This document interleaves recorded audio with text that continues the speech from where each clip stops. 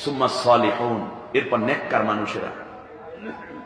এরপরে নেক যার যতটুকু, সে ততটুকু পরীক্ষায় উত্তীর্ণ হয়েছে, অবতীর্ণ হতে বাধ্য হয়েছে। তার কারণ পরীক্ষা ছাড়া কোনোদিন মানোন্নয়ন হয় না, ঠিক কিনা বলেন? পরীক্ষা ছাড়া মানোন্নয়ন হয় না। পরীক্ষা দিয়েছেন আদম আলাইহিস সালাম, নূহ আলাইহিস সালাম, ইব্রাহিম আলাইহিস সালাম, মুসা পয়গম্বর থেকে নিয়ে সব নবীর পরীক্ষা হয়েছে। সবচেয়ে বেশি পরীক্ষা দিতে হয়েছে আমার আপনার নবী, বিশ্ব নবী মুহাম্মাদুর রাসূলুল্লাহ সাল্লাল্লাহু আলাইহি ওয়াসাল্লামের। কিন্তু একজন নবী, যেই নবীর কোন পরীক্ষা ছাড়াই এই পৃথিবীতে আল্লাহ রাব্বুল আলামিন বসবাস করার সুযোগ দিয়েছেন, আবার পৃথিবী থেকে নিয়ে গেছেন, নাম সুলাইমান পয়গম্বর। নাম কি? বাবা ছিলেন দাউদ আলাইহিস সালাম। দাউদ আলাইহিস সালাম ওয়াফাতের পূর্বে আল্লাহ সুবহানাহু ওয়া তাআলা হযরতে সুলাইমান আলাইহিস সালামকে তামাম পৃথিবীর বাদশাহিত্ব দান করলেন। দাউদ আলাইহিস সালামের ইন্তেকালের পর যখন আল্লাহর কাছ থেকে দোয়া করলেন, আল্লাহ আমার পরে সুলাইমানকে তুমি আমার উত্তরসূরি বানাইয়া দাও। আল্লাহ সুবহানাহু ওয়া তাআলা চমৎকার করে বলেছেন, ওয়ারিসা সুলাইমান দাউদা, আমি দাউদের পরে সুলাইমানকে উত্তরসূরি বানাইলাম রাষ্ট্রের। সুবহানাল্লাহ। রাষ্ট্রের উত্তরসূরি বানান কে? আবার আল্লাহর নবী বলেছেন, আল উলামা ওয়ারাসাতুল আম্বিয়া, নবীগণের ওয়ারিস হচ্ছেন উলামায়ে কেরাম। সুবহানাল্লাহ বলেন। অপরদিকে আল্লাহ রাব্বুল আলামিন রাষ্ট্র ক্ষমতার উত্তরসূরি কারা হবে সেইটা বলতে গিয়ে চমৎকার করে সূরা কসাসের মধ্যে বলেছেন, অনুরিদু আন্নামুন্না আলাল্লাযীনা ইসতুদঈফু ফিল আরদি ওয়া নাজআলাহুম আইম্মাতাও ওয়া নাজআলাহুমুল ওয়ারিসিন অনুমাক্কিনা লাহুম ফিল আরদি ওয়া নুরিয়া ফিরআউনা ওয়া হামানা ওয়া জুনুদাহুমা মিনহুম মা কানু ইয়াহযারুন। আল্লাহ রাব্বুল আলামিন বলেন, আমিও সিদ্ধান্ত নিয়েছি যুগে যুগে কাদেরকে আমি রাষ্ট্র ক্ষমতায় অধিষ্ঠিত করব। এই জন্য আমি আল্লাহ সিলেক্ট করে দিলাম, যেই রাষ্ট্রের মধ্যে দেখবা জালেম দ্বারা, অত্যাচারী শাসক দ্বারা, ফ্যাসিস্টবাদী সরকারের দ্বারা যেই দলটা সবচেয়ে বেশি নিগৃহীত হয়, নির্যাতিত হয়, নিপীড়িত হয়, রক্ত যায়, জীবন যায়, জেল খাটে, মিথ্যা মামলা খায় বেশি, যেই দল, আমি আল্লাহ রাব্বুল আলামিন সিদ্ধান্ত নেই সেই দলটাকে আমি আল্লাহ তাদের উপর আমার দয়া এবং আমার মায়া দিয়ে তাদেরকে ভরপুর করে রাখি। আন্নামুন্না আলাল্লাযীনা ইসতুদঈফু ফিল আরদ, জমিনের বুকে নিপীড়িত দলটাকে আমি আল্লাহ দয়া দেওয়ার জন্য পছন্দ করেছি। সুবহানাল্লাহ বলেন। ওয়া নাজআলাহুম আইম্মাতান, তাদেরকে আমি আল্লাহ রাব্বুল আলামিন ইমাম বানাইয়া দেব, জাতির রাষ্ট্রের ইমাম বানাইয়া দেব। সুবহানাল্লাহ। ওয়া নাজআলাহুমুল ওয়ারিসিন, এই জালেমের তখ্ত তছনছ করে দিয়ে এই জায়গায় আমি তাদেরকে ওয়ারিস বানাইয়া দেব। অনুমাক্কিনা লাহুম ফিল আরদি, জমিনের বুকে আমি আল্লাহ তাদেরকে শক্তিশালী করে দেব। আজকে ঘরে ঘুমাইতে পারে না, থাকতে পারে না, মা মারা যায়, সন্তান জানাজায় পর্যন্ত আসতে পারে না, 170টা মিথ্যা মামলা, সন্তানের বিয়ে, মেয়েটাকে জামাইয়ের হাতে তুলে দেবে, এতটুকু পরিবেশ নাই, বাইরে বাইরে ঘরে, আর ফোন কইরা অন্য নাম্বার দিয়ে কয়, বাজান রে, দুনিয়ায় যদি কোনোদিন দেখা না হয়, আদালতে হাসরে আল্লাহ রাব্বুল আলামিনের আরশের নিচে দেখা হয়ে যাবে।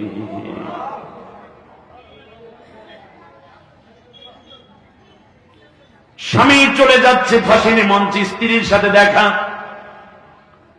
সামনে দাঁড়িয়ে বলে যাচ্ছে, কোনদিন তোমার হক পুরো আদায় করতে পারিনি, 40টা বছর পর্যন্ত জীবন সঙ্গিনী হিসাবে আমার সাথে আছো, আমি চলে গেলাম আল্লাহর ডাকে সাড়া দিয়ে কোরআনের কথা বলার অপরাধে জান্নাতের সিঁড়িতে তোমার সাথে আমারও দেখা হয়ে যাবে। আল্লাহ রাব্বুল আলামিন বলেন, যারা আমার পথে জীবন দেয় তাদের অবস্থা হলো এই যে মৃত্যুর আগে আমি আল্লাহ তাআলা তাদের সামনে জান্নাত দেখাইয়া দেয়। আররাফা লাহুম, তারা জান্নাত দেখতে পায়। এই জন্য ফাঁসির মঞ্চে যায় বীর দর্পে, হার্টবিটও ঠিক আছে, মুখে হাসিও আছে। না হয় হলো মন শুকনো কোন মরুভূমি, আশাহত হইও না কো তুমি। আরো কিছু পথ চলো মরিচিকা মারিয়ে, দেখবে সাগর আছে দুটি বাহু বাড়িয়ে। বিশাল ঢেউয়ের গান কি জানার পর কি চমৎকার কথা। একটু পরেই তুমি আলোটা দেখতে পাবে। সুবহানাল্লাহ। এই যে সুন্দর কথাগুলো আমাদেরকে প্রেরণা যোগায়। সন্তানকে জিজ্ঞেস করে আমি ফাঁসির মঞ্চে যাব, লুঙ্গি পরে না পাজামা পরে? মনে হয় শ্বশুর বাড়ি রওনা করছে। সুবহানাল্লাহ। আল্লাহ রাব্বুল আলামিন বলেন, শোনো দুনিয়ার মানুষেরা, আমার এই বান্দা বান্দীদের বৈশিষ্ট্য হলো চরম কঠিন মুহূর্তে ইমানের উপর টিকে থাকার জন্য তোমরা যদি পরীক্ষা করতে চাও তাহলে একদল মানুষের দিকে খেয়াল রাখো। আল্লাহ বলেছেন, অনুমাক্কিনা লাহুম ফিল আরদে, জমিনের বুকে আজকে মাজলুম, আগামীকাল আমি তাদেরকে শক্তিশালী করে দেব। ওয়াদা কার? জোরে বলেন। ওয়াদা। ওয়াদার কোন মিস হওয়ার সম্ভাবনা আছে? খেলাফ হওয়ার সম্ভাবনা আছে? নাই। এটা আল্লাহর ওয়াদা। আল্লাহ রাব্বুল আলামিন বলেন, শোনো, ঈমান আছে কিনা আমি পরীক্ষা করব। আর এই পরীক্ষা যারা দেয় তাদের একটা উদাহরণ তোমাদেরকে আমি শোনাচ্ছি। মিনাল মুমিনিনা রিজালুন সাদাকু মা আহাদুল্লাহ আলাইহি ফামিনহুম মান কাদা নাহবাহু ওয়া মিনহুম মান ইয়ানতাদির ওয়া মা বাদদালু তাবদীলা। একটা সত্যপন্থী আমার পছন্দের দল সবসময় সব রাষ্ট্রেই থাকে। সব জনপদের মধ্যে আমি আল্লাহ যাদেরকে ভালোবাসি তাদের একটা দল কায়েম থাকে। তাদের বৈশিষ্ট্য হলো এই যে সেই দলের মধ্যে এমন কিছু নেতা থাকে, এমন কিছু সুপুরুষ থাকে। একজনকে হত্যা করা হচ্ছে, অমিনহুম মান ইয়ানতাদির, আর একজনকে হত্যা করার জন্য প্রস্তুত করা হচ্ছে। একজনকে ফাঁসি দেয়া হচ্ছে, আর একজনকে ফাঁসির রায় দিয়ে অপেক্ষমান রাখা হয়েছে।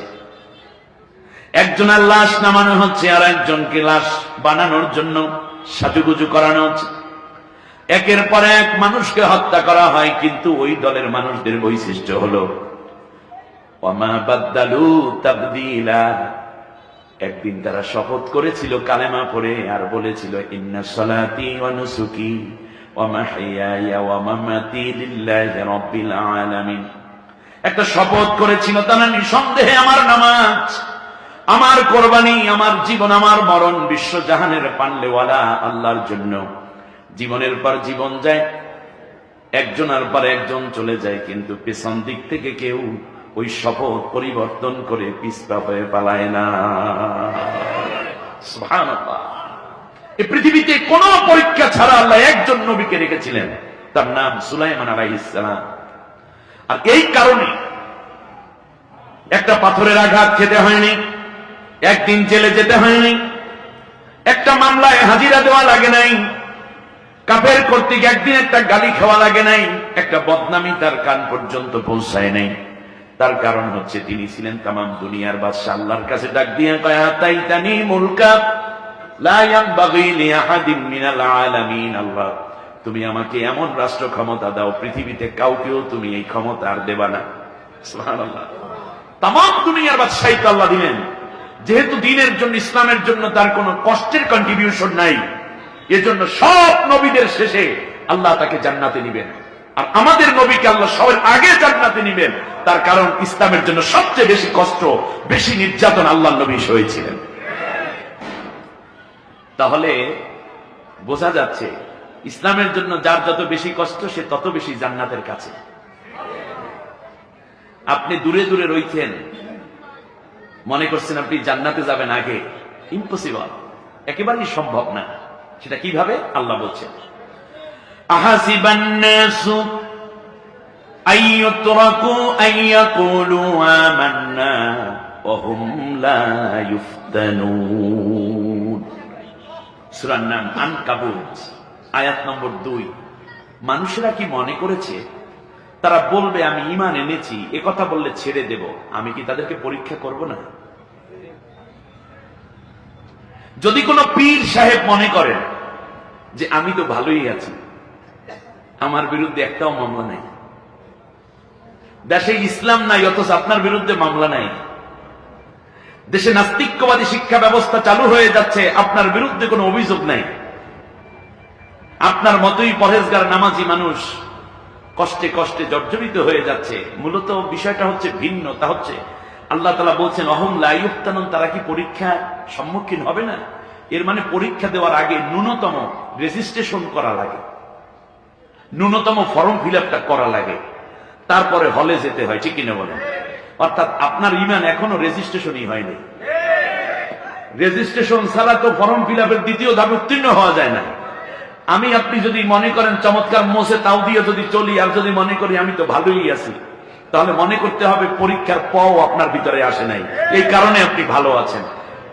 আল্লাহ রাব্বুল আলামিন এরপর আবার বলছেন যে মানুষরাই বলেছে আমি ঈমান আনলাম, এই কথা বললে ছেড়ে দেব, আমি কি পরীক্ষা করব না? নবীদেরকে আল্লাহ পরীক্ষা করেছেন, ঠিক কিনা বলেন? এমন একজন সাহাবী আছেন যার পরীক্ষা দিতে হয়নি। আল্লাহ রাব্বুল আলামিন আবার বললেন সূরা আনকাবুত আয়াত নম্বর 3, ওয়ালাকাদ ফাতান্নাল্লাযীনা মিন ক্বাবলিহিম ফালায়া'লামান্নাল্লাহুল্লাযীনা সাদাকু ওয়ালায়া'লামান্নাল কাযিবিন। আমি আল্লাহ এটা পরীক্ষা নিতেই চাই, যে এর আগেও নিয়েছি, যে তুমি আমি আল্লাহর উপর ঈমান এনেছো, এ কথা বলার পরে কে এই ঈমানের উপর দৃঢ় রয়েছো, নাকি মুনাফিক হয়েছো, না দালালি করেছো, নাকি আমি আল্লাহ রাব্বুল আলামিনের হুকুম আহকামের উপর প্রতিষ্ঠিত থেকে জীবনের শেষ পর্যন্ত লড়েছো? এই পরীক্ষাটা আমি করি নিয়ে কে ঈমানের ব্যাপারে সত্যবাদী আর কে মিথ্যাবাদী তা আমি বুঝিয়ে নিতে চাই। আল্লাহ রাব্বুল আলামিন আবার বলতেছেন দুনিয়ার মানুষেরা শোনো, ওয়ালানাবলুওয়ান্নাকুম হাত্তা না'লামাল মুজাহিদিনা মিনকুম ওয়াস-সাবিরিনা ওয়া নাবলুয়া আখবারাকুম। সূরা মুহাম্মাদের 31 নম্বর আয়াতে গিয়ে আল্লাহ রাব্বুল আলামিন বলতেছেন অবশ্যই তোমাদেরকে পরীক্ষা করব। পরীক্ষা করতে করতে এই পরীক্ষার মাধ্যমটার নাম হবে জিহাদ ফি সাবিলিল্লাহ। আমি আল্লাহ রাব্বুল আলামিন শেষ পর্যন্ত খোঁজ খবর রাখবো কে আমি আল্লাহর পথে দৃঢ় ছিলা আর কে পেছন দিক থেকে পালাইয়া চলে গেছো। আমি আল্লাহ রাব্বুল আলামিন তার খবর নিয়েই তোমাকে হয়তো ঈমানদার বলবো না, হয় মুনাফিক বলবো। শেষ পর্যন্ত খবর নেব।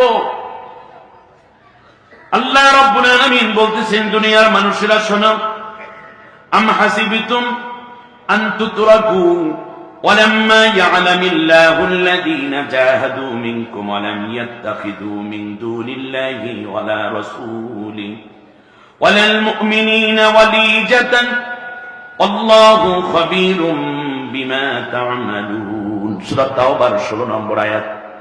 তারা কি মনে করেছে আমি ঈমান এনেছি, এই কথা বললেই আমি পাস করাইয়া জান্নাত দিয়ে দেব, আমি আল্লাহ রাব্বুল আলামিন কি পরীক্ষা করে নেব না? ঈমান যে আনছো আমার উপরে, সেই সময় বলছো কবিলতু জামিয়া আহকামিহি, আল্লাহ তোমার সব হুকুম মেনে নিলাম। আমি আল্লাহর হুকুম আহকাম, আমার ব্যক্তি, পরিবার, সমাজ, রাষ্ট্র, সংসদ, সেক্রেটারিয়েট, আইন, আদালত, ব্যবসা বাণিজ্য, সব জায়গায় আমার হুকুম আছে কিনা এবং এই হুকুম প্রতিষ্ঠায় তোমার কতটুকু ভূমিকা আছে, এটা কি আমি পরীক্ষা ছাড়াই তোমার জান্নাত দিয়ে দেব? আল্লাহ রাব্বুল আলামিন আবার বলছেন আম হাসিবতুম আন তাদখুলুল জান্নাতা ولما يأتكم مثل الذين خلوا من قبلكم مستهم البأساء والضراء وزلزلوا حتى يقول الرسول والذين آمنوا معه متى نصر الله ألا إن نصر الله قريب